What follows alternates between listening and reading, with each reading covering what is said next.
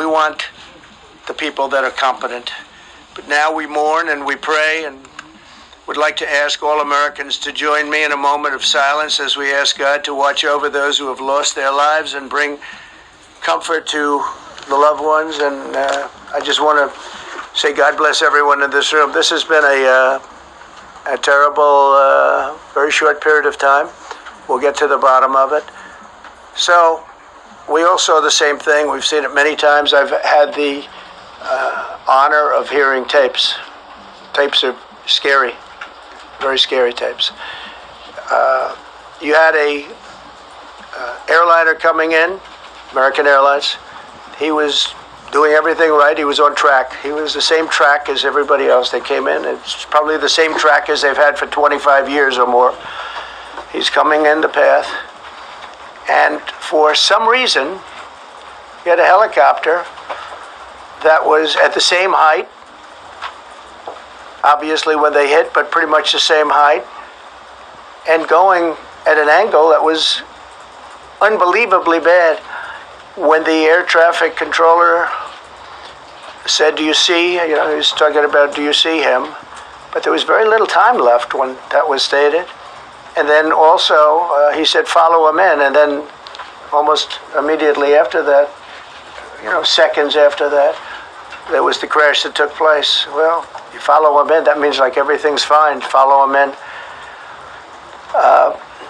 You had a pilot problem from the standpoint of the helicopter. I mean, because it was visual. It was a very clear night. It was cold but clear, and clear as you could be. The American Airlines plane had lights blazing. They had all of their landing lights on. I could see it from the Kennedy Center tape. We had a tape up on the Kennedy Center. That seems to be the primary thus far. I'm sure we'll see other tapes because it's such an area where there are a lot of cameras looking up into the air, into space. So we'll probably see many other shots of it before too much time goes by. But we had a situation where you had a helicopter that had the ability to stop. I have helicopters. You can stop a helicopter very quickly. It had the ability to go up or down. It had the ability to turn. And the turn it made was not the correct turn, obviously. It did somewhat the opposite of what it was told. We don't know that would have been the difference because the timing was so tight. It was so little. There was so little time to think. But what you did have is you had vision. The helicopter had vision of the plane because you had vision of it all the way, perfect vision of it all the way from at Kennedy Center where the tape was taken. And for some reason, there weren't adjustments made. Again, you could have slowed down the helicopter substantially. You could have stopped the helicopter. You could have gone up. You could have gone down. You could have gone straight up, straight down. You could have turned. You could have done a million different maneuvers. For some reason, it just kept going and then made a slight turn at the very end, and by that time it was too late. They shouldn't have been at the same height, because if it wasn't the same height, you could have gone under it or over it, and nobody realized, or they didn't say that it's at the same height. At the same height, it still wouldn't have been great, but you would have missed it by quite a bit. Could have been 1,000 feet higher. It could have been 200 feet lower. But it was exactly at the same height, and somebody should have been able to point that out. So all of this is going to be studied, but it just seems to me, from a couple of words that I like to use, the words common sense, some really bad things happened, and some things happened that shouldn't have happened. So you had a helicopter going in an identical direction. You had a helicopter that was at the exact same height as somebody going in essentially the opposite direction. You had a plane that was following a track, which is a track that every other plane followed. And I don't imagine, I know I've heard today that they might have been following the preceding plane, which was pretty close, but not that close, the preceding plane. But you wouldn't have even been able to see that because of the direction that the helicopter was coming in at. So you had a confluence of bad decisions that were made, and you have people that lost their lives, violently lost their lives. We're going to take a few questions. I'd like to ask our new Secretary of Transportation to say a few words. Sean Duffy, great gentleman, just started.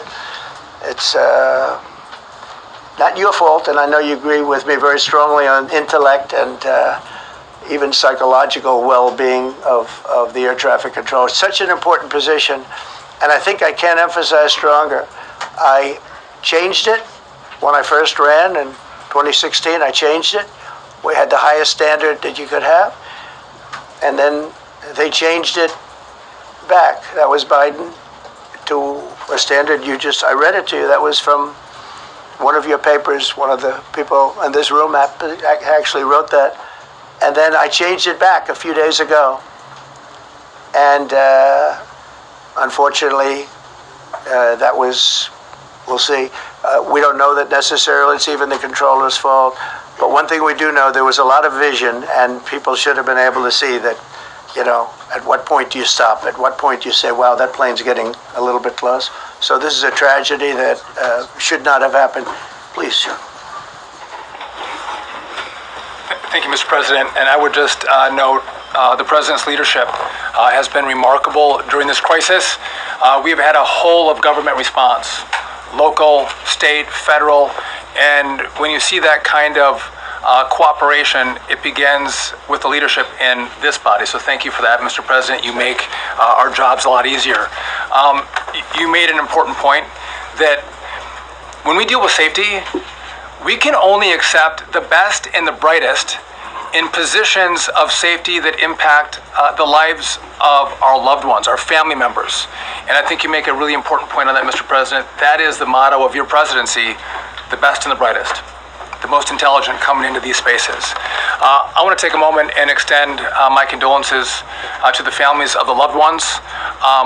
We commit to them that we are going to get to the bottom of this investigation, not in 3 years, not in 4 years, but as quickly as possible, with the NTSB, who is here today, as well as the FAA. What happened yesterday shouldn't have happened. It should not have happened. And when Americans take off in airplanes, they should expect to land at their destination. That didn't happen yesterday. That's not acceptable. And so we will not accept excuses. We will not accept passing the buck. We are going to take responsibility at the Department of Transportation and the FAA to make sure we have the reforms that have been dictated by President Trump in place to make sure that these mistakes do not happen again. And again, I want to thank you for your leadership, Mr. President, and I appreciate the confidence you placed in me. Thank you. Pete, would you like to say something?